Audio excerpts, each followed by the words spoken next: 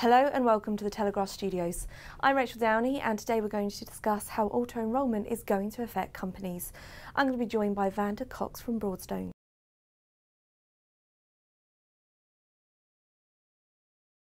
Hello Vanda. Hello. First of all, what is auto-enrolment all about? Well, it's a really important piece of legislation that the government has brought in, which means that every UK employer has to have a workplace pension scheme into which they auto-enrol eligible employees. And it's really important that they take this legislation seriously and prepare for it well in advance and get it right. Now, a lot of companies are going to think of this as an administrative burden.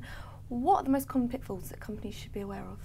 The main thing that employers need to be aware of is that the data drives the success or failure of the project, so staff data. So an employer needs to be able to gather comprehensive staff data accurately and quickly.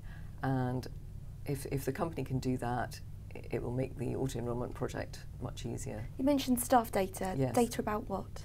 So this is gathering data that's probably held in the HR records, dates of birth, home addresses and so on, and payroll data, basic salary details, total earnings, etc. So we've got our data all sorted. What else should I be aware of? Any other pitfalls? It's important for companies to understand what the costs are and the options and plan in advance, because the longer the time frame, the more options companies will have. Now you mentioned time there, but you know, we're all busy. What happens if we miss a deadline? Well, don't miss the deadline, because there are fines and the pensions regulator will issue fixed penalty notices and potentially compliance notices. So really, it's really important to get it right. And there's no excuse really, because the pensions regulator does let employers know when their staging date is well in advance and keep sending reminders.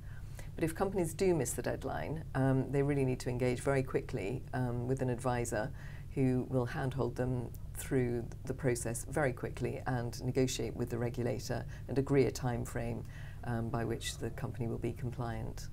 How do I extract value for the money that I've spent on this? There are two ways of going about auto-enrolment. One is if the employer just decides to make it something that they have to do to comply with the legislation, pay in the minimum contribution and don't bother to communicate it very effectively to staff, in which case they really won't get very much value for the money that they're spending. The alternative is to embrace pensions and decide that it's going to be a core part of the employee benefits package and that it's going to be communicated well and with the aim of educating the employees and making sure that they really appreciate and understand the value of the benefit. And in order to do that, ideally, employers should pay in more than the minimum contributions. So I've communicated with all my staff. How does this help the employers?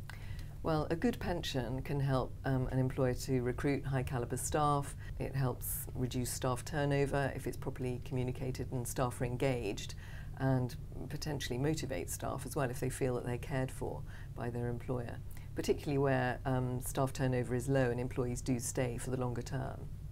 Now, I think a lot of companies are going to say, you know, we don't need a third-party advisor, we've got an HR guy, they can look online. What do you think to that? I think we're getting into the realms now of smaller companies starting the auto-enrolment process. So many of those don't have an HR person in the first place. And even where they do, it's quite a burden to put on their shoulders, because you know, there's the pension angle. They need to find a suitable pension provider. They have no pension expertise or knowledge particularly. Looking online for many employers just leads to confusion because there is so much information there.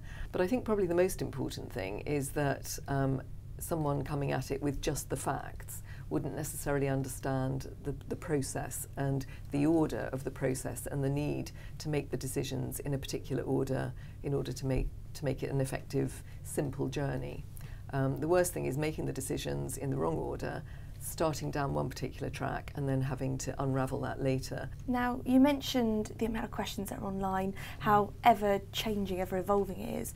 So what would you say are the most important questions when looking for extra support? When choosing an advisor, an employer needs to be really sure that they understand the type of advice and assistance, if that's what they need. There's quite a wide range of solutions and advisors out there and different propositions. So if the employer really does want to outsource the whole thing, obtain very clear advice and have someone manage the process from start to finish, then they need to be sure that that's what they're going to get, and they need to ask the right questions and compare very carefully the offerings of different advisors. They're at risk potentially of being just given a guide telling